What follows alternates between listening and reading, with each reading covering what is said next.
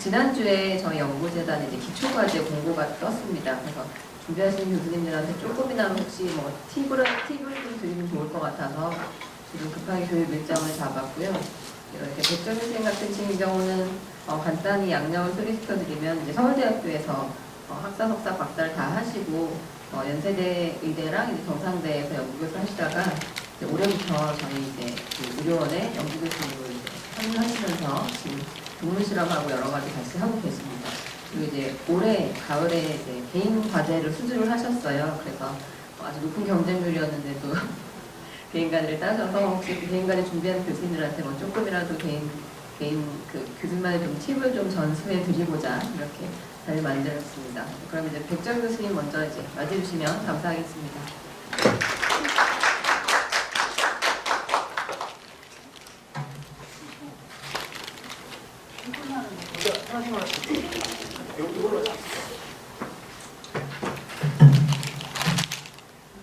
안녕하십니까. 연구처 백지영입니다. 네, 와주셔서 감사합니다. 오늘 제가 설명드릴 것은 연구재단 개인 기초과제 제안서 작성법인데요. 주제를 성공 사례로 보는 연구제안서 각 항목별 작성 방법 이렇게 해봤습니다. 앞에 말씀해 주셨듯이 올해 9월부터 이제 연구재단 중견 부분에서 창의 연구 과제 그게 이제 선정이 돼서 6월부터 과제를 시작을 했는데요. 되기는 됐는데 어쩌다가 됐는지 저도 잘 모르게 되는 거라서 이걸 제가 이런 세미나를 해도 되는지 사실 좀 안 하겠다고 저는 자격이 없는 것 같다 이거 구사를 했는데 그래도 그나마도 저보다 경험이 없으시거나 이제 여러 번 써오셨지만 아직 의견이 없으신 분들께 조금이나마 제가 좀 도움을 드릴 수 있을까 싶어서 준비를 해봤습니다. 도움이 되시길 바랍니다. 연구재단 기초연구지원 사업 중에서 개인연구 부분에 대한 간략한 설명을 먼저 드리도록 할 거고요. 그리고 연구제안서 서식이 어떤 식으로 구성되어 있는지, 어떻게 항목별로 어떻게 작성을 할 건지 전략 설명을 드리도록 하겠습니다. 그리고 끝에 연구과제 신청 시 유의사항을 간략하게 몇 가지만 전달을 드리도록 하겠습니다. 먼저 기초연구지원사업의 개인연구 부분 설명입니다. 지난주에 이제 연구사업 공모가 떴죠. 그래서 연구재단 홈페이지에 가보시면 이렇게 과제들이 떠 있습니다. 어제까지는 그 신청 서식이 아직 안 올라와 있었는데요. 오늘 올라왔는지 모르겠습니다. 그래서 새로 뜨는 이제 연구 과제들 그 사업들 이름이 좀 바뀐 게 있어서요. 이런 거 핵심 연구라고 이제 이름이 바뀐 것들이 있어서 혹시라도 서식이 바뀐 게 있을까봐 이제 새로운 거 가지고 오려고 했는데 어제까지 이게 아직 안 떠 있더라고요. 그래서 예전 걸로 일단 설명을 드리긴 할 건데 아마 그냥 새 항목은 거의 대동소이 할 겁니다. 그래서 참고해서 나중에 반영을 하시면 될 것 같습니다. 지난 수요일에 기초연구사업 설명회가 유튜브로 볼 수 있게 설명회가 있었거든요. 그것도 2시간에 걸쳐서 얘기를 한 거여서 개인 연구 말고도 그룹으로 하는 그런 것들을 이제 사업을 다 설명을 해주신 거가 있고 또 과기정통부법 말고 교육부법도 같이 오셔서 다 설명을 해주셨기 때문에 설명 영상을 한 번씩 보시는 게 좋을 것 같습니다. 어떤 부분들이 이제 지난 해하고 좀 바뀌었는지 이런 걸 보실 수가 있고 유튜브에서 찾으려고 했는데 잘 못 찾겠더라고요. 여기 전용 플랫폼이라고 되어 있는 곳에 가시면은 영상을 보실 수 있고 연구처에서 영상 링크 보내드렸거든요. 이걸로 보시면 될 것 같습니다. 보시면 개인 기초, 전체 기초 연구사업 예산을 역대 최고 수준으로 예산을 편성했다고 안내를 하더라고요. 그래서 과기정통부에서 준 예산만도 4천억 원 이상 증가를 했고 과제 수도 거의 2배 정도 개인 과제 수가 작년 대비 상당히 많이 늘어났습니다. 근데 앞에 그래프에서 이게 연구비가 2배가 늘지는 않았는데요. 과제 수는 2배 가까이 는 거 보니까 잘게 쪼개서 많이 주는 것 같아요. 그러면 이제 그 기존의 중견이라고 불렀던 연구들을 이제 핵심 연구로 해서 다른 것들하고 이렇게 묶어가지고 핵심 연구라고 이름을 바꿨는데 핵심 연구 유형 A, B, C 이게 좀 중견 연구거든요. 그래서 이것들 포함해서 신진 연구 이쪽이 과제 수가 많이 늘었고 세종과학 펠로우십 이게 비정규직 후닥들 지원할 수 있는 이 부분에서 복귀 유치 부분 이게 좀 신설이 되고 이렇게 해서 과제 수가 늘어났습니다. 참고를 하시고 이게 중견에서 핵심으로 이렇게 이름을 바꾼 게요.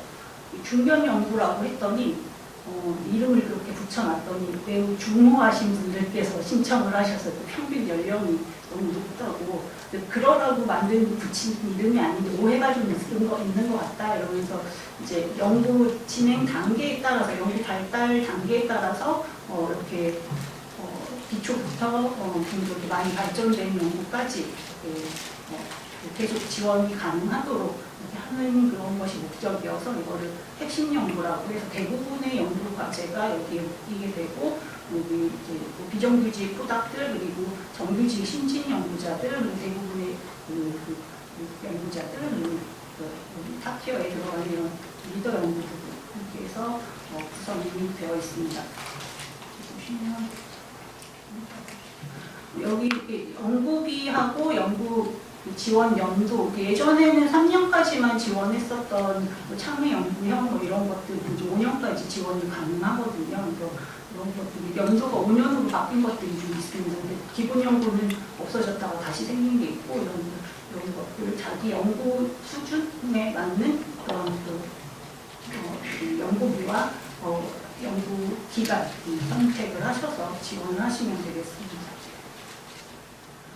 리더 연구 같은 경우에는 이제 선정 수가 몇 개 안 되기 때문에 이거 지원했다가 떨어지면은 과제가 없는 불상사가 생기기 때문에 그래서 리더 연구는 그 중견 포함 일부 핵심 연구 일부 과제를 동시에 지원할 수 있게 해놨거든요. 그 시기가 같아요. 그 지원 시기가 같아서 원래는 한 시기에 이렇게 개인 연구 사업을 하나밖에 못하게 되어 있잖아요. 1인 1과제가 원칙인데 그렇게 하기는 한데 이제 지원 자체는 두 개를 동시에 할 수 있게 되어 있습니다. 그래서 핵심 연구 쪽에서 먼저 과제가 발표가 나니까 여기 선정되면은 무슨 연구를 하고 있다가 뒤에 가서 이거는 이제 선정 평가를 리더 연구는 오랫동안 하고 6월 돼야 연구를 개시하는데 이때 됐는데 리더 연구가 됐다 그러면은 먼저 하고 있던 연구는 중단하고 리더 연구를 시작할 수 있게 이렇게 되어 있습니다. 참고하셔서 지원하시기 바랍니다. 다른 과제들도 이제 지원서 제출 시기 확인을 하도록 하십시오.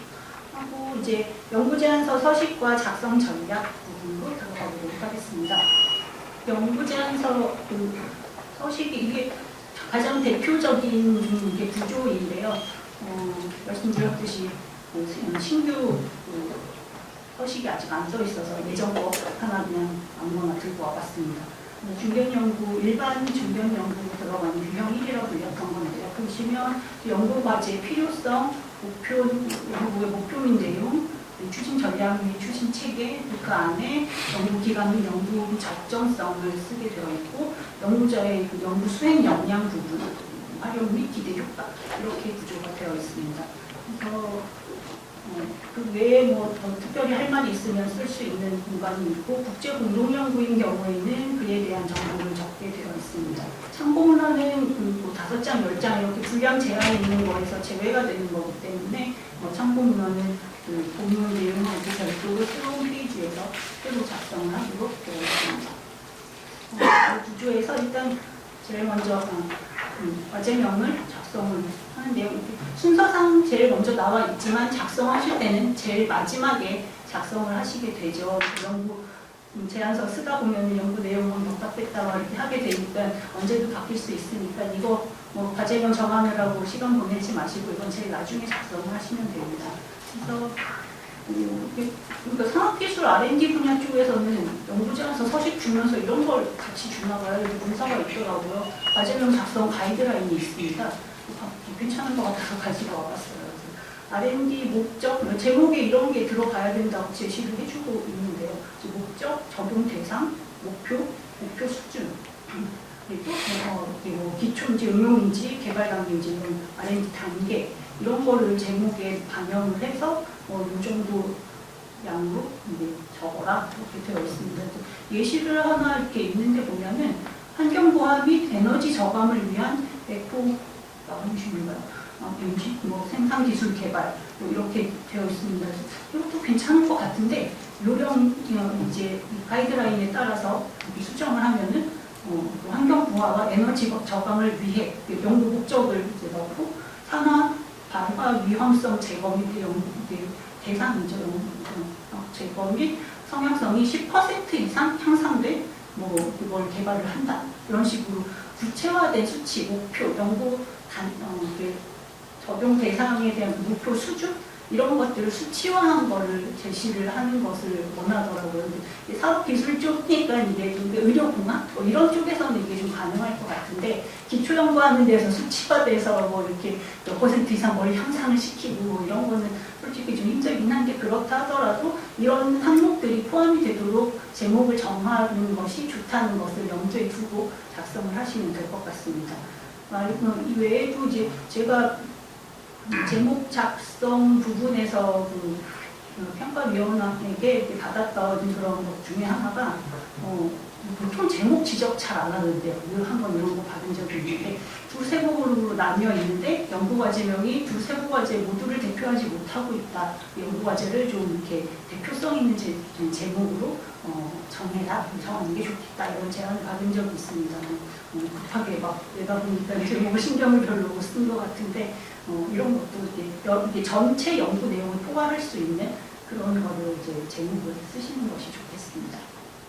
우연찮게 좀 이런 거 모르고서는 제목을 정했었으니까 이런 제목을 제대로 했나? 이러고 제 연구과제 제목을 봤어요. 그랬더니 연구 대상, 목적, 목표 및 단계 적당 좀 어느 정도 대충 들어갔더라고요. 그래서 잘했군 그랬습니다. 이제 연구제안서 이제 공문을 작성을 할 건데요. 작성 시작하기 전에 평가 항목을 먼저 체크를 하셔야 합니다.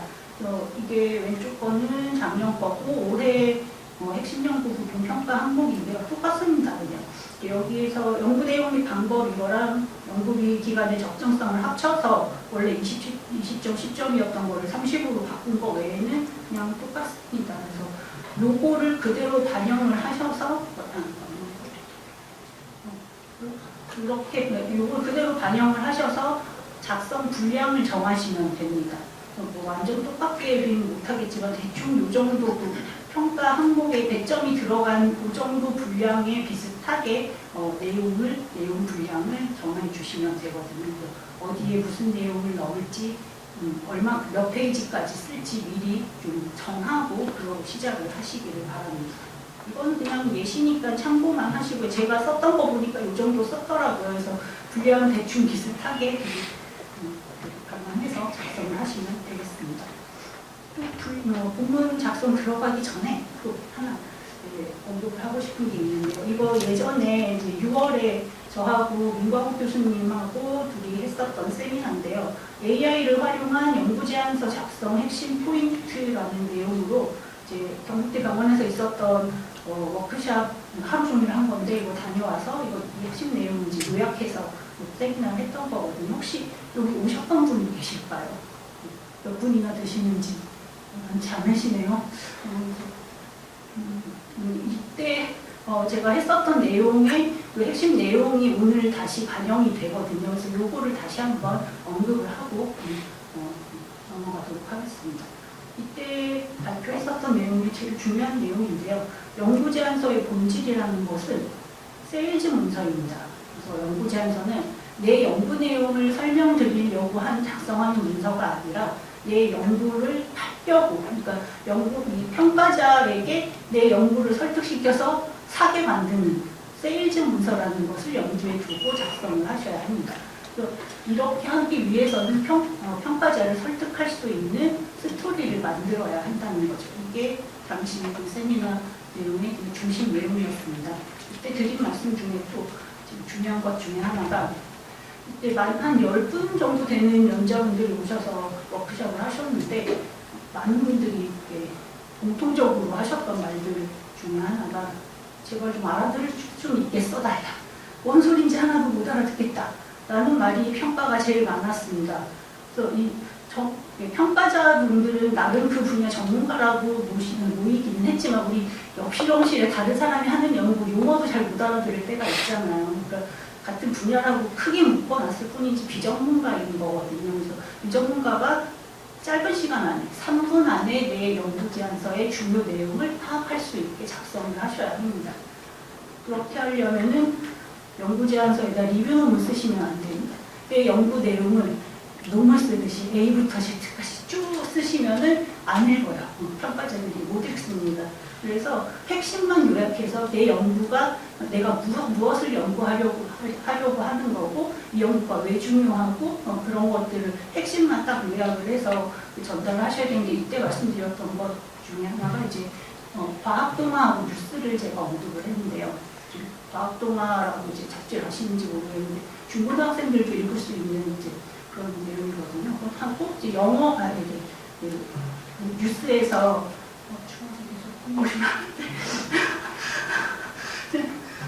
뉴스에서 이렇게 과학 기술 그런 거지 뉴스를 보시면은 비전문가 그냥 일반 사람들도 알아들을 수 있게 최첨단의 최신 기술의 그 성과를 성취를 전달을 하는데 중요한 내용 이게 무슨 연구이고 우리한테 왜 중요한지 핵심을 잘 전달을 하죠. 그냥 연구 내용 어떻게 연구했는지 실험 방법을 세세하게 전달하는 거 하나도 없이 이 연구가 우리에게 매우 중요하다라는 걸 전달을 하고 있죠. 그렇게 작성을 하셔야 한다는 겁니다. 그거를 계속 염두에 두고 작성을 하시기 바랍니다. 평가자 관점에서는 결국에는 이해하는 범위에서 결정이 된다. 평가자가 자기가 이해한 부분만 평가를 할 수 있지 이해하지 못한 내용에 점수를 매길 수 없거든요. 그러니까 내가 이거에서 이 부분에서 점수를 많이 받고 싶다라고 생각을 하신다면 그거를 평가자가 이해할 수 있는 언어로 쓰셔야 된다는 겁니다. 너무 어려운 전문 용어 이런 거 좀 자제하시고 일반인들도 알아들을 수 있는 자연어로 좀 이렇게 문장을 구성을 하셔서 작성을 하셔야 돼요. 그래서 이 평가자 중심의 우선 연구 제안서를 쓰려면 이런 것들을 이제 참고를 하시라고 쭉 등록을 해놨었는데 중요한 게 끝까지 읽고 싶은 최소한 고통스럽지 않은 제안서를 작성을 해라라고 제시를 하고 있습니다. 그래서 이 방법이 스토리텔링인 것인데요. 읽으면서 한 사람이 한 개만 심사하는 것도 아니고 얼마나 지겹겠어요. 그래서 봤을 때 아까 말씀드렸죠. 3분 안에 연구 내용의 핵심이 파악이 되도록 해야 되는데 그 안에 설득 못하면 그냥 점수가 계속 깎여 나간다고 생각하시면 되겠습니다. 그래서 이 스토리텔링을 하는 방법은 뭐 큰 거 없고 어려운 게 아니라 연구 필요성부터 현재 이 상황에서 문제점이 무엇인데 해결 방법은 무엇이고 그것을 그걸 내가 할 수 있는데 왜 하필 내가 다른 사람 아니고 왜 내가 이 연구를 해야 하는지를 설득을 하셔야 합니다. 그리고 이 연구가 우리에게 어떤 도움을 줄 수 있을지 왜 중요한지를 계속 반복해서 여기 있는 말로는 우겨야 됩니다. 이거는 매우 중요한 연구다라고 우기셔야 됩니다. 이런 스토리텔링을 하는 그 방법은 소제목만 읽어도 주요 키워드와 논리 흐름을 알 수 있게 그래야 3분 안에 내용 파악이 가능하거든요. 보면은 소제목들 볼드체로 막 색깔 넣어서 이렇게 작성하잖아요. 그 소제목만 쭉 연결을 해도 문장이 하나 완성이 되도록 그렇게 해서 작성을 해서 소제목들만 읽어도 한 번에 전체 연구 구조와 중요한 내용이 뭔지 파악할 수 있게 그렇게 작성을 하시기 바랍니다. 그리고 그 와중에 주요 키워드는 말 바꿔가면서 사용하지 마시고 정확하게 같은 단어를 계속 반복하고 필요한 볼트체와 색깔을 넣어서 그 단어만큼은 이 연구 제안서 읽고 나면은 이 단어만큼은 머리에 빡 박히게 그렇게 작성을 하시기 바랍니다. 그렇게 할 수 있는 방법 중에 하나가 이제 그림을 사용하시는 건데요. 화려하거나 복잡한 그림은 오히려 역효과가 나고 이제 단순하게 글자는 최소한으로 넣으세요. 글자는 최소한으로 넣고 그림만 봐도 일반인도 이게 무슨 연구 내용이구나라는 걸 이해할 수 있게 직관적인 그림을 사용을 하시기 바랍니다. 그리고 내가 왜 잘났는지 핵심 경쟁력 이거는 용감하게 확실하게 우기고 반복하라고 합니다.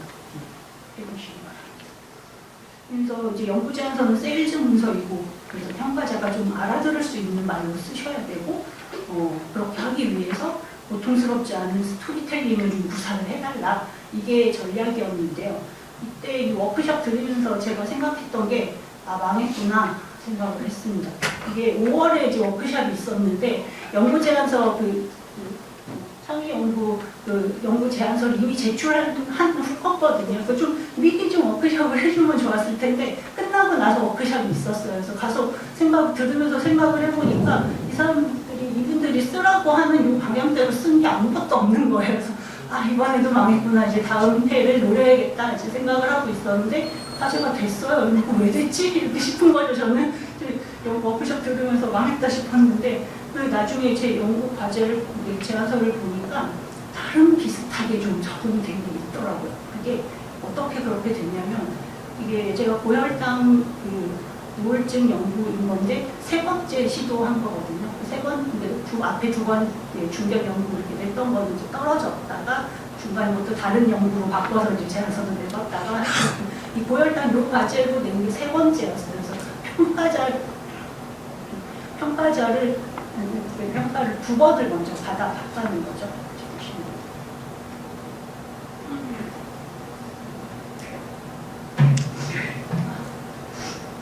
추워서 콧물도 나고 목도 마르고. 그래서 이 앞에 2번 떨어지면서 평가받았던 것들 내용을 다 반영을 했거든요. 3번째 이제 이번에 됐을 때, 그때 제안서를 작성하면서는, 그러니까 일을 좀 바득바득한 거지. 평가자들이 나한테 지적질 못하게 내가 다 반영해서 써주마, 이런 자세로 쓴 거거든요. 그래서 그 실패 사례, 아까 부제목을 성공 사례로 보는 연구 제안서 항목을 작성 방법이라고 했는데, 사실은 실패 사례로 배워서 쓴 겁니다. 그래서 여러 번 이렇게 같은 주제로, 아니면 같은 주제 아니더라도 평가자들이 지적하는 부분이 항상 비슷해요. 여태 제가 이렇게 세보니까 18번 연구 제안서를 냈더라고요. 그 중에 이제 4번이 됐었는데, 요번 것까지 이제 4번째 과제가 된 건데, 이제 보면은 그 평가한 것들, 항목들을 보면 지적하는 부분 지적해. 늘 보고 있는 부분이 똑같다는 거죠. 이렇게 평가 표가 있으니까 어디에 점수를 줘라라고 이제 되어 있으니까 보는 부분이 같을 수밖에 없기는 한데,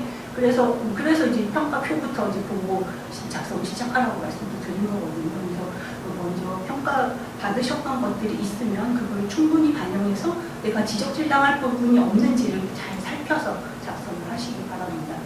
연구자에서 이렇게 본문으로 이제 들어가서 보면 맨 처음에 필요성을 작성을 하라고 하죠. 그래서 그 안에 하부 항목으로 필요성, 그리고 연구 배경, 뭐 이렇게 자리가 있으면 이제 페이지 수가 여유가 있으면은 연구 배경 따로 쓸 수도 있고요. 그리고 연구 가설, 그리고 그 연구 가설이 어떻게 나오는지 도출 근거에는 보통 선행 연구 내용들을 넣게 되죠.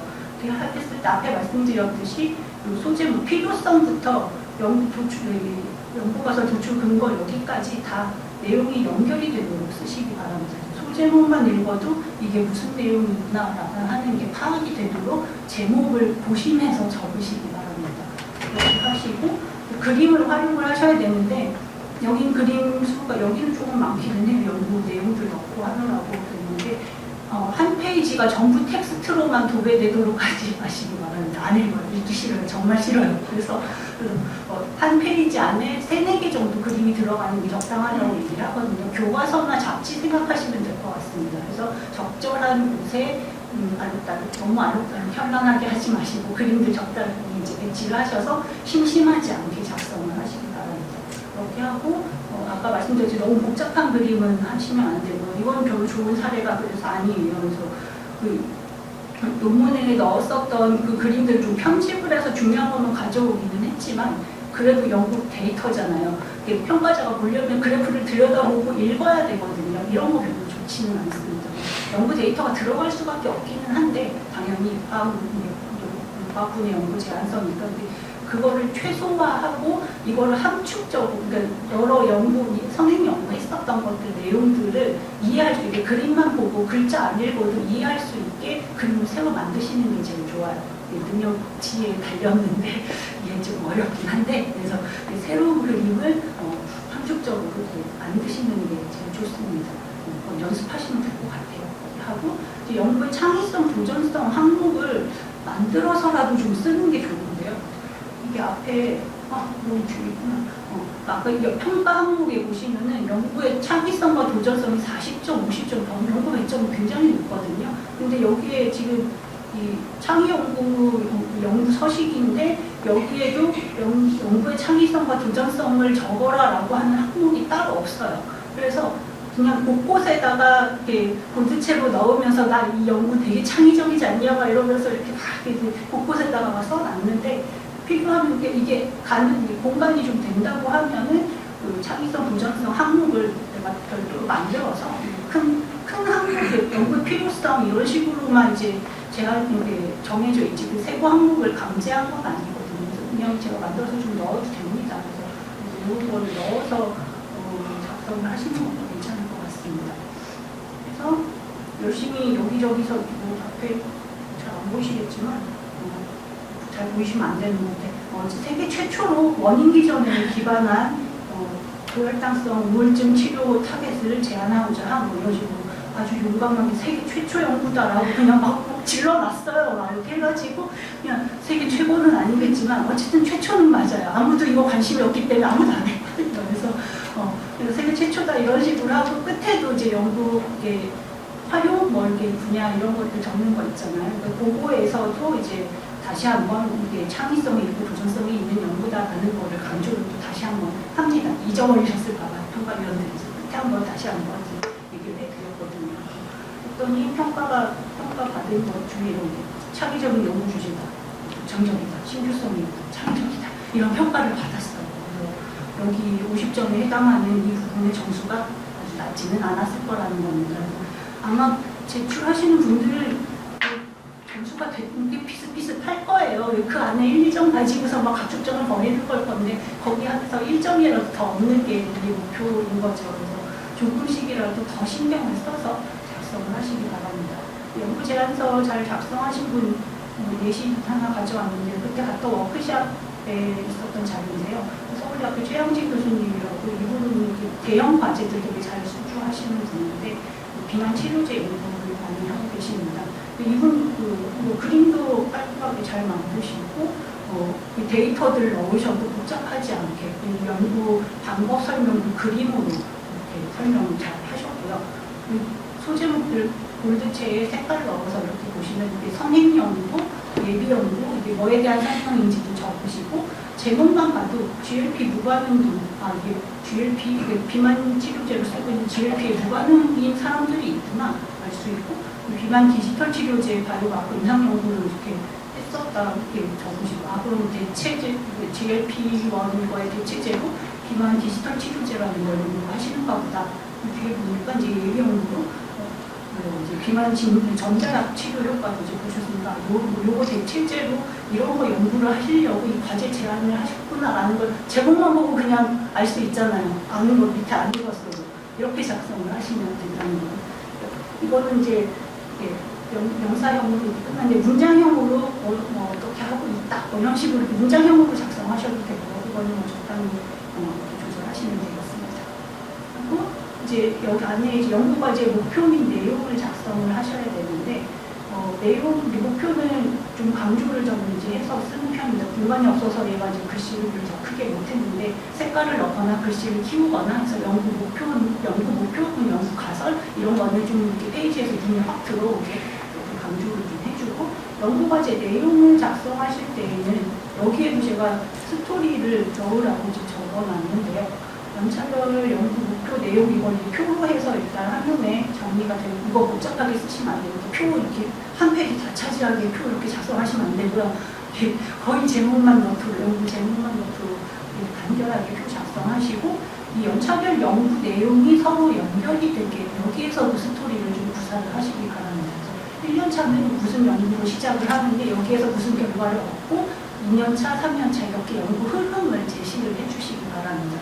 그래서 연구 방법을 1년차 해서 제목 넣고 무슨 연구할 건지 이렇게 막 적는데 이거를 연구 방법만 나열하지 말고 왜 이런 방법으로 내 연구를 하도록 내가 설계를 했는지 설명을 간략하게 하고 연구 내용들을 설명을 해주시면은 좀 더 잘 알아들으시거든요. 이쪽은 좀 약간 전문 용어라던가 그런 것들이 들어갈 수밖에 없는 부분이기는 합니다. 그래서 너무 자연어로 쓰려고 스트레스 받지 마시고 그 대신에 이제 1, 2, 3년 차 연구가 흐름이 있게 서로 연결이 되게 그렇게 작성해 주시기 바랍니다.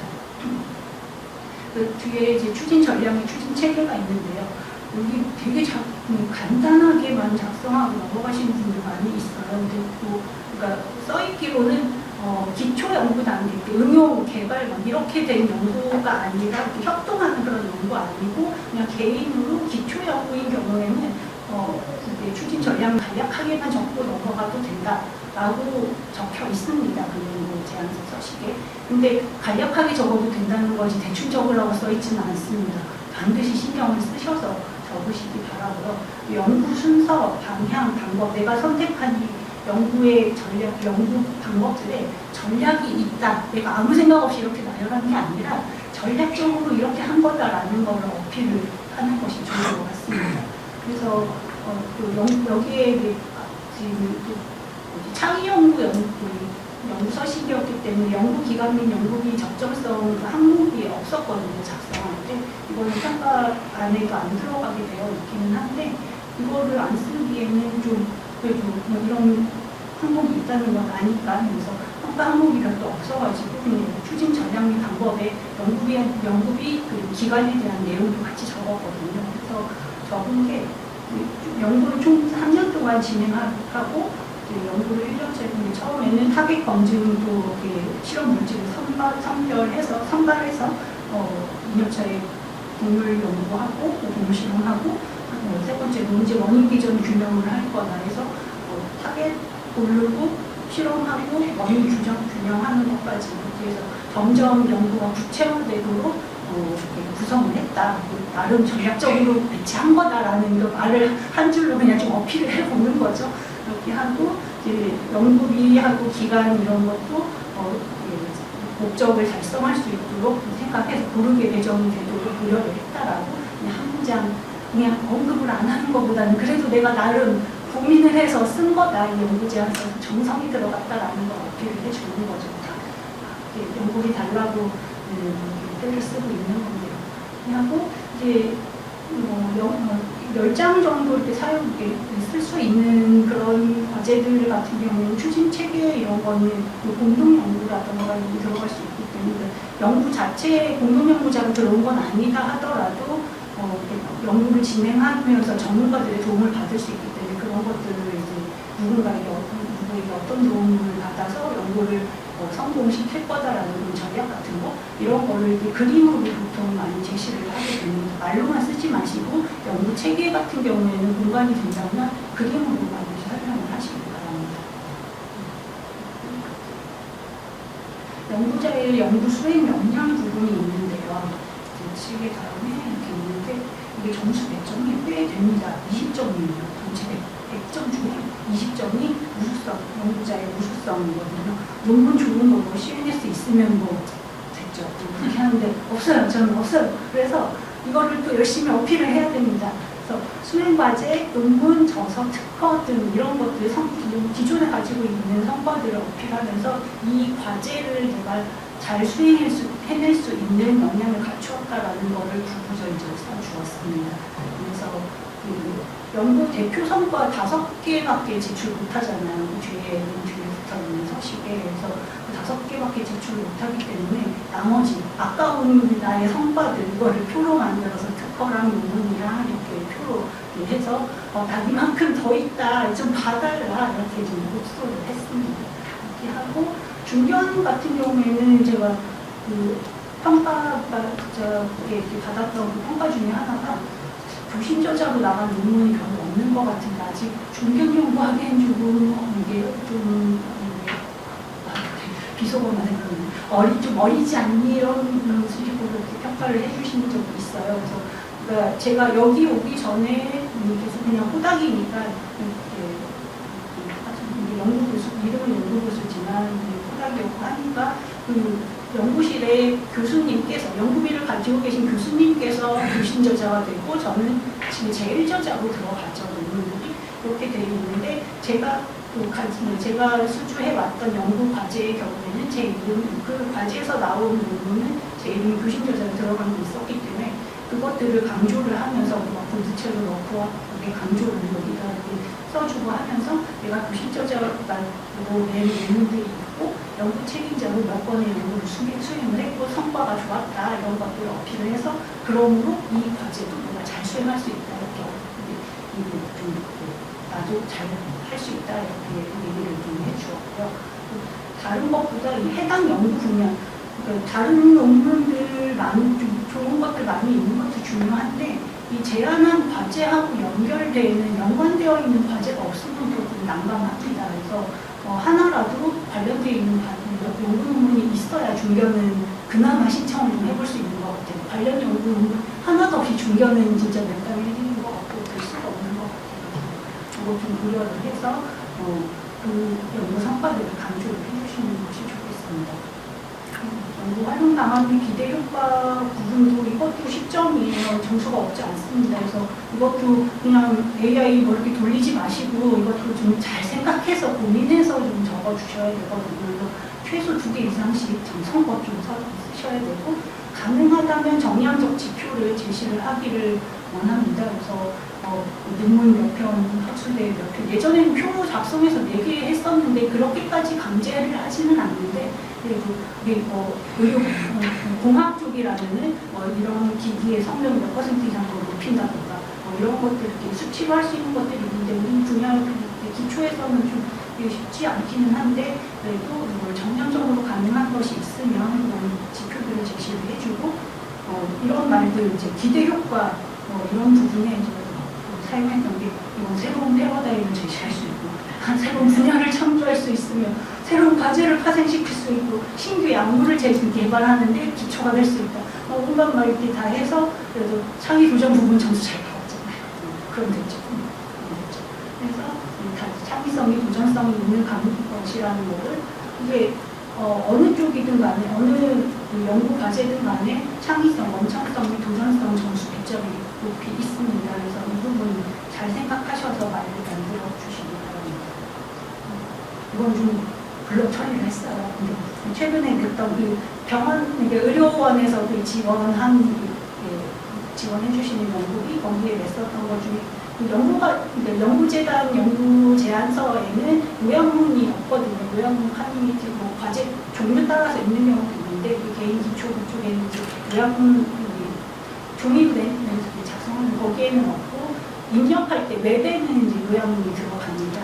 그 요약문 작성하시는 부분인데요. 논문 앱스트랙트라고 생각을 하시면 될 것 같습니다. 그것처럼 연구 전반을 요약해서 작성을 해주시면 되는데 이거 한두 줄만 작성하고 끝 하시는 분들이 있다고 들었어요. 그래서 그렇게 하시면 안 돼요. 너무 성의 없잖아요.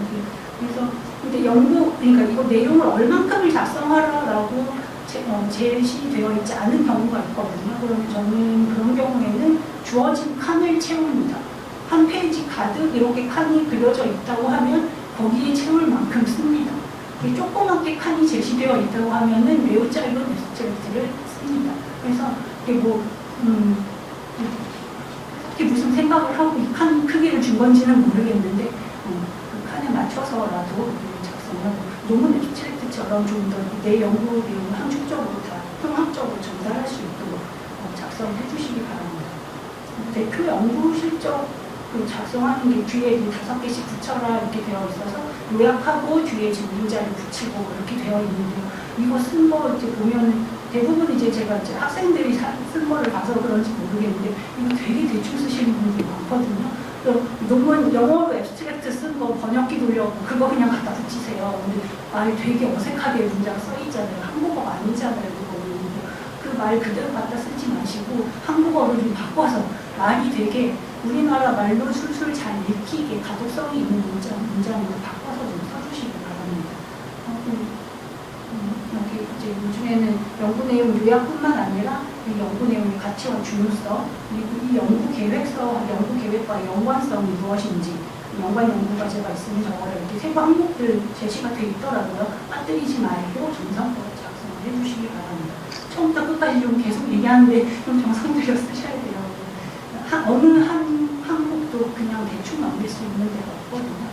그리고 평가는 이제 하는 방법이 이제 과제 종류 따라서 많이 다른데 대부분 이렇게 개인 기초 좀 온라인 성능 평가 아니면은 좀 더 가는 토론 발표 평가 정도까지 가는 경우들이 있습니다.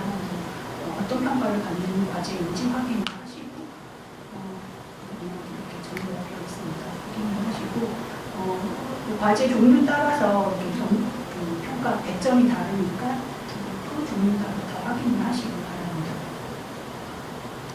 대부분 다 이제 창의성, 도전성 이런 것들이 점수 배점이 있습니다. 몇 가지 연구과제 신청식 유의사항만 좀 말씀드리고 마치도록 하겠습니다. 신청 절차는 최근 1, 2년 안에 연구과제 신청을 해본 적이 없으신 분은 연구재단 그 연구과제 신청하는 방법이 좀 바뀌었으니까요. 시스템이 바뀌었으니까 이 아이리스라는 곳에 가서 하셔야 되거든요. 그 전에 그 연구자 정보 같은 거 기존에 옛날 시스템에 입력하셨던 거 막 제대로 이관 안 돼서 없어진 것도 있을 수 있으니까 그거 하나하나 미리 챙기셔야 되고 그거는 오늘 가셔서 바로 그거부터 좀 확인을 하시기 바랍니다. 연구자 정보 등록되어 이제 나중에 연구자 가서 등록해야 되는데 막판 가가지고 이거 하고 있으면 속 터지거든요. 이거 시간 되게 많이 걸리니까 연구자 기본 정보들 업데이트하는 거 그거 좀 먼저 해주시기 바랍니다. 하고 연구 책임자 접수 기간 보통 15일, 지금 12월 15일까지, 16일까지 이렇게 되어 있습니다. 신제는 17일까지네요. 그래서 이렇게 마감 시한까지 잘 해주셔야 되고 그리고 다 아시겠지만 당일은 좀 업로드가 많이 힘듭니다. 거의 서버가 터질 지경이었고 예전에 한번 업로드 안 되고 서버 마비돼가지고 그냥 다운돼버려서 하루인가 이틀인가 기한 더 준 적이 있어요. 업로드가 안 돼버리는 경우가 있으니까 당일에 업로드를 나 절대 하지 마시고 최소 이틀 전에는 하시기 바랍니다. 하루 전도 좀 간당간당하거든요. 이틀 전에는 업로드를 모두 끝낸다라고 생각을 하고 작업을 하시는 게 좋고요. 이렇게 하고 나면 이제 주간 연구 기관이 승인을 해줘야 지금 제대로 접수가 끝나는 거잖아요. 주간 연구기관에서 제대로 접수 승인을 했는지 꼭 확인을 하시기 바랍니다. 그리고 이제 그 수요일에 있었던 설명회에서 얘기가 나온 건데요. 자주 하는 실수들이 있다고 합니다. 그래서 가지고 와봤습니다. 이거 뭐였지? 연구 계획서에 암호를 설정하시는 분들이 있다는데요. 이거 왜 어쩌다 그렇게 되는지 모르겠는데 그렇게 하면 PDF 그러니까 탑재를 시스템에다 탑재를 해도 PDF로 파일이 전환이 안 돼서 평가자가 이렇게 받을 수가 없다고 합니다. 아마 에러 나고 걸리지 싶은데 이런 경우가 되게 많이 있나 봐요. 연구 계획서도 파일 자체에 암호 설정되어 있지 않도록 확인하시고 연구비 단위 확인 이렇게 여기 엑셀 파일이나 뭐 이런 데 보면 위에 이게 1,000원 엑셀이 아니라 그 연구비 그 지원서 업로드하는 그 시스템에 이제 연구비를 입력하게 되어 있잖아요. 거기 위에 보면 표 위에 1,000원 이렇게 써 있는 경우가 있고 안 써 있는 경우가 있거든요. 안 써 있는 경우가 있습니다. 그래서 그러면 000 다 써주셔야 돼요. 그런데 그거를 안 쓰고 1,000원이 당연히 1,000원 단위겠거니 하고 이렇게 쓰셔가지고 이건 또 1억 신청해야 되는데 100만 원 연구비 신청하시는 분도 있고 그랬다고 합니다. 그래서 이런 거 이제 1,000원 써 있는지 안 써 있는지 반드시 확인을 좀 해주시고요. 이거 잠시만요.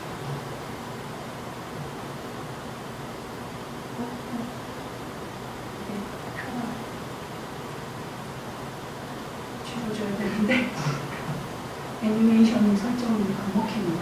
그리고 정부 지원금, 기관 지원금 이게 항목이 있는데 그것도 헷갈리셔가지고 정부 지원금에 연구비 입력을 하셔야 되는데 기관 지원금에다 입력을 하셔가지고 과제가 돼도 그렇게 돼 있으면은 과제가 돼도 나라에서 돈을 줄 수가 없습니다. 그래서 뭐 그런 것도 주관 연구기관 이런 데서 검토하면서 그런 게 다 걸러졌어야 되는데 그런 경우가 있다고 합니다. 그래서 그것도 정부 지원금 부분에 금액 연구비 입력하시는 거 주의하시고요. 최종 접수 후에는 수령이 불가합니다. 일단은 연구 책임자가 이제 그 기획서 업로드를 하잖아요. 그래서 제출 누르고 나면은 이제 수정이 일단은 불가한데요. 주간 연구기관의 검토 기간이 있잖아요. 그 안에 뭐 잘못된 게 있어서 반려를 하는 경우가 생깁니다. 그러면 이제 연구 책임자가 수정해서 다시 업로드를 해야 되는 건데 주관 연구 기간 그 승인 기간 전에는 그래도 끝나야 되는 거죠. 그래서 그거를 그 안에는 완성이 되도록 이렇게 해야 되고 이거 조금 활용을 해서 연구 제안서 조금 더 쓰고 싶은데 시간이 없다 막판까지 했는데 좀 덜 써졌다 그러면 일단 제출합니다. 일단 제출하고 주관 연구기관에 산하님한테 전화해갖고 반려 좀 부탁드립니다. 이렇게 해서 좀 보완해서 며칠 시간 더 벌어서 이제 작성을 해서 내기도 하거든요. 근데 얼마나 심장 끈적끈적해도 이게 말하겠습니까? 그렇게 하지 마시고 좀 미리 좀 하시기 바랍니다. 하고 연구 내용 3년 할 거, 연구할 거라고 해놓고 1년만 신청하는 경우가 있다고 합니다. 연구비 인력 같은 거 아마 이렇게 하면서 3년차까지 다 해야 되는데 그렇게 안 하고 1년차만 능력하고 띡 제출을 하는 모양이에요. 그래서 이러면 돈을 주고 싶어도 줄 수가 없다고 합니다. 이러면 안 되고 첨부 서류 누락하는 거 여러 가지 파일들이 있는데 이렇게 사인해가지고 업로드해야 되는 거 이런 거 있잖아요. 이거는 연구 제안서 업로드 시즌 시작되면은 이거부터 작성해서 업로드부터 해놓으세요. 이거부터 하고 연구 제안서 끝까지 마무리해서 이제 그 최종 업로드를 하시도록 누락되는 거 없도록 같이 올려야 되는 파일들 하나씩 다 챙기시기 바랍니다.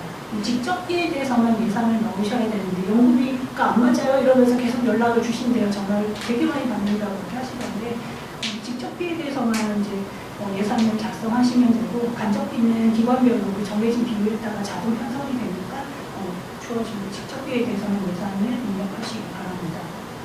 그리고 이건 이제 참여율 개념이 있는데요.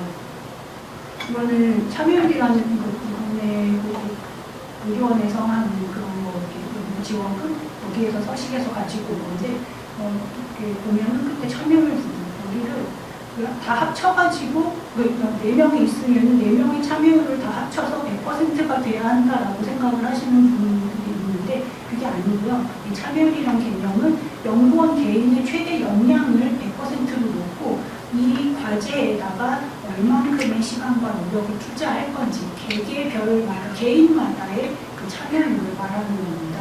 그래서 만약에 이제 이 과제에서 인건비를 받는다고 하면은 이 참여율을 반영을 해서 인건비를 받게 되는 건데 그렇지 않고 그냥 인건비 받는 곳은 기관 소속 기관에서 따로 받고 이 과제는 그냥 재료비로만 쓴다 이런 경우에 참여율은 그래도 넣게 되어 있거든요. 수당 같은 거 계산할 때는 지금 들어가기도 하는데 이 참여율을 계산을 할 때 나 혼자 하는 과제니까 참여율 100%를 적는다 이러면 안 된다는 거예요. 그거 아닙니다. 그렇게 하시면 안 되고 내가 일할 수 있는 시간과 노력 중에 이 과제에 내가 얼마큼을 투자하는지 그거를 적으시면 됩니다. 이사이신 분들은 20% 넘기기는 좀 힘들지 않나 싶어요. 그 과제가 여러 개가 있으면 예전에는 상체 공부뿐만 아니라 그 과제들 별로 참여율 다 합쳐가지고 개개인마다 그 연구 참여율 다 합쳐서 100% 못 넘게 제한을 이렇게 했었는데 요즘에 그렇게까지는 또 이제 안 하는 것 같은데요. 그거는 안 하지만 이제 그런 식으로 과제가 여러 개가 있으면 적절히 좀 배분을 해서 적으셔야 한다는 거 참고하시기 바랍니다.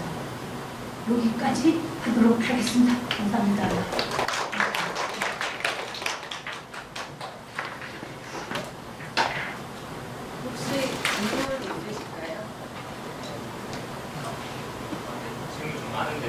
근데요, 질문하실 거 없을 것 같은데. 주로 커서 시험이나 고산기 이런 과제만 하고 연구자는 올해 처음 내보려고 하는 건데 그 성격이 다른 두 개의 차이에 대한 주로 질문인데요. 저 연구지도만 내봤습니다. 네. 방금 마지막에 보여주신 연구 참여에 대해서 이제 타 과제, 국책 과제에서 그 연구원 인건비를 다 받으면 거기 100% 계산이 돼 있을 텐데 전부 다 전부 총 인건비를 다 거기서 받으시는 거예요. 다른 과제에서. 보통 그렇게 되니까 두 개로 나눌 것 같기도 하지만 그게 인건비 거기 100% 계산이 돼 있는데 보통 연구금 그렇게 쓰잖아요.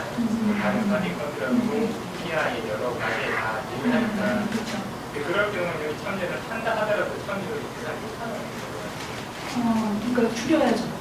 다른 과제 거를 참여를 줄이셔야 됩니다. 인건비가 또 줄어요. 이렇게 돼서 그러니까 불가능하더라고요. 같이 줄이는 건 줄이면 좋겠네요. 기존 인건비를 갖고 이 과제가 되는데 여기서 네. 일단은 그렇게 작성을 해놓고요. 그러니까 이렇게 다른 과제에서 몇 %를 받고 있는지를 적으라고 하는 서식이 있으면은 거기에다가 그만큼 이렇게 이 과제가 된다면 여기에서 20%하고 먼저 100% 받던 거에서는 80%가 맞겠다 이런 식으로 이렇게 하면은 그렇게 하겠다라고 적는 거지 지금 당장 바꿀 필요 없거든요. 연구 과제가 안 되면 그렇게 바꿀 수가 없으니까요. 그래서 그냥 연구상 그냥 표에만 그렇게 적으시면 되고 나면 진짜 과제가 됐다 이러면은 이제 연구 비율을 바꾸시는데 이거를 미지급으로 적으실 수가 없거든요. 이제 참여율은 있는데 지급이 있고 미지급이 있어요. 저희 같은 경우도 연구 참여율은 당연히 이제 인정을 해야 되는 건데 연구를 안 하는 게 아니니까 연구 참여율 당연히 들어가지만 병원에서 의대에서 그렇게 연구비를 인건비를 받고 있잖아요. 그래서 그 외에 더 인건비를 과제에서 받을 수는 없게 돼 있단 말이죠. 그래서 그런 경우에는 내가 참여율이 20% 30%지만 이 과제에 이만큼 노동을 투자할 거지만 여기에서 인건비를 받지는 않겠다 해서 미지급으로 계산을 하시게 됩니다.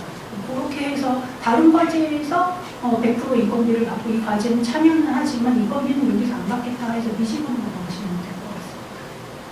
예전이랑 바뀐 게 올해 유형도 나뉘기도 하고 30에서 3년에서 5년으로 네. 나뉘는데 이게 약간 전략적인 접근에 대한 질문이긴 한데 많이 바뀌고 금액이 많이 증대했으니까 더 많이 물리고 유형도 여러 개가 나눠져 있어서 내가 어디에 내냐에 따라서 성공 확률이 나뉘는 것이 사실 머리 싸움을 할 것 같거든요.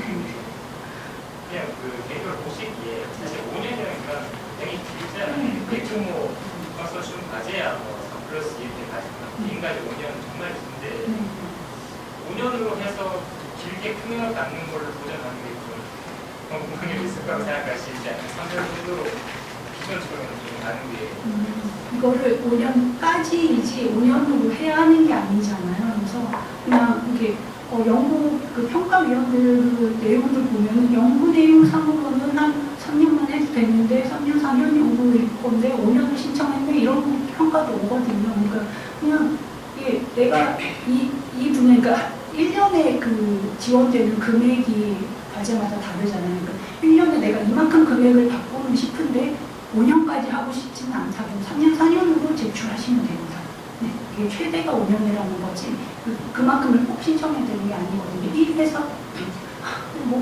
1에서 5년까지입니다. 원하시는 양만큼 그리고 또 금액도 연구비도 최대 얼마인 거지 그만큼 다 신청하시는 거 아니거든요. 근데 다른 내가 신청할 수 있는 연구비 이렇게 조건을 보니까 하나는 7천이고 하나는 1억 5천 2억인데 2억까지는 내가 1년에 이 연구에 쓸 일이 없다. 그러면 1억 5천으로 낮춰서 쓰고 3년 쓰고 이렇게도 가능한 거거든요. 그래서 정해져 있는 게 아니라 거의로 주어져 있기 때문에 내 연구에 맞게 조건에 맞게 쓰시면 됩니다. 7천 신청하기에는 연구비가 너무 적고 2억은 너무 많고 이러면 1억 5천으로 조절해서 내가 쓰면 되는 겁니다. 선생님 목이 아프신 것 같아서 목이 점점 갖고 그래서 연수랑 금액 잡는 것도 교수님들이 마지막까지 엄청 고민을 하시는 부분인데 그래서 평가할 때 보면은 연차별 연구 내용이 다 있는데 그거를 기준으로 짜시는 게 좋고 연구 내용이 3년짜리인지 5년짜리인지 4년짜리인지 연차별로 전형을 짜시고 이게 5년까지 물리다 싶으면 사전을 하고 3년에 너무 빡세다 하면 사전을 하고 내용에 근거해서 연차를 짜는 게 평가 받을 때는 그게 제일 마지막 질문 너무 길게 주실 것 같아서 특히 문제인데 이제 다른 국책과제 당연히 특히가 정해져 있잖아요. 그러니까 그 성과 말씀하시는 거죠? 예전부터 연구자는 생애 첫 살아있을 때도 특히가 없는 걸로 은행 묻자는 게 자유로운 거.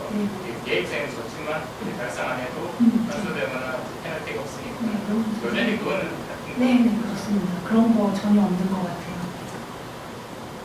당연히 연차 심사도 안 보고 연차 심사도 많이 완화가 됐어요. 최종 심사만 하게 된 경우도 있고 9년짜리는 예전에 5년, 그러니까 3년, 3년, 3년 이렇게 중간 평가가 있었는데 5년, 4년으로 바꾸고 이런 식으로 중간 단계도 바꾸고 이렇게 좀 부담이 연구하는데 좀 더 집중할 수 있게 또 길게 지원을 해주고 한 번 연구를 따면은 좀 안정적으로 길게 연구할 수 있게 금액도 좀 배려를 하고 이렇게 정규직, 비정규직 막 이런 걸 이렇게 나눠가지고 지원할 수 있는 카테고리를 나눠서 비슷한 조건의 사람들하고 이제 경쟁을 할 수 있게 이런 것도 이렇게 세세하게 나눠져 있으니까 그거를 다 반영을 하셔서 고려를 하셔서 카테고리를 잘 고르시기 바랍니다. 질문 있으실까요? 네.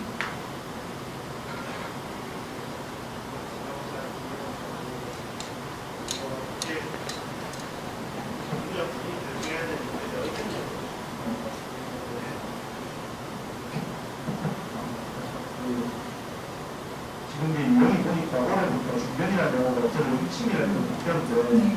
그래서 사실 이제 핵심이 ABC가 생겼고 CG는 고민을 가면서 A, B에 나뉘었는데 지금 여기서 만약에 우수신지를 신청할 수 있는 요건이 되게 페이스에서 이미 한 번 정도 과제를 수행했던 사람이 신청을 할 때 우수신지를 신청 가능하다면 요건은 신지 쪽으로 신청하는 게 유리한 건지 아니면 이제 핵심적으로 신청하는 게 도래해 과제 개수 자체는 핵심 쪽이 압도적으로 많기는 하죠. 세분화되어 있고 그렇기는 하는데 실제는 그거는 제가 확답은 못 드리겠습니다. 매년 좀 다른 것 같아서 어느 또 이게 신진에 신청을 한다 하더라도 신진의 핵심도 어디 신청을 한다 하더라도 그 심사 분과 선택을 하게 되어 있잖아요. 즉 같은 연구 제안서인데도 이거를 의학 쪽으로 신청을 하는지 아니면 기초 생명 연구 쪽으로 이렇게 하는지에 따라서 선정 결과가 달라지거든요. 평가도 좀 달라지고 그래서 이거는 답을 드리거나 이렇게 어디가 유리하다 이렇게 딱 얘기하기는 쉽진 않은 것 같습니다. 신진 쪽도 굉장히 치열한 걸로 알고 있어서 좀 완화해서 연구비가 조금 작은 쪽은 경쟁률이 아무래도 덜하죠. 그러니까 동시에 신청할 수 있는 과제들 중에서 비슷한 자격 조건에서 신청할 수 있는 과제 카테고리 중에서 연구비가 많은 쪽이 있으면 당연히 글로 많이 올리게 되어 있거든요. 그 경력은 신진이지만 그러니까 이게 나이나 뭐 박사 후에 뭐 아직 7년이 안 지나서 뭐 아직 신진 뭐 이런 걸로 들어갈 수 있지만 이게 연구 성과라던가 업적 기준 쌓여 있는 나와 있는 논문이라던가 이런 것들을 수준이 내가 중견을 신청할 수 있는 그런 정도 레벨이 된다 하면은 그쪽에 가서 경쟁을 하셔도 되는 거죠. 연구비하고 뽑는 뽑을 선정할 그 연구 과제 수 이런 거를 참고를 좀 하셔야 될 것 같습니다. 이번에 신진 준비도 많이 늘리긴 했어요. 중견하시다가 다시 신진부서로 계시는 분들이거든요. 신진이 바뀌면서 연구 5년을 바뀌면서 중견하시던 분들은 열심히 스타 분들이거든요. 신진들은 다 소량 맞추고 들어오시는 분들이 많아서 외국에서 좋은 업적을 들리는 분들이 되게 많이 계시더라고요. 근데 그래서 우리 중견은 신자가 업적을 들어오시는 거거든요. 내가 지금 막 들어오는 사람들에 대해서 논문이 그렇게 길지 않지만 나는 되게 고집을 가지고 있다라고 하는 중간이 있거든요. 의견을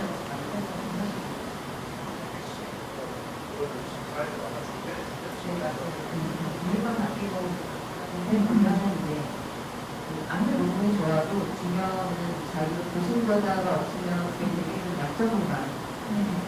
한상으로 많이 하셔가지고.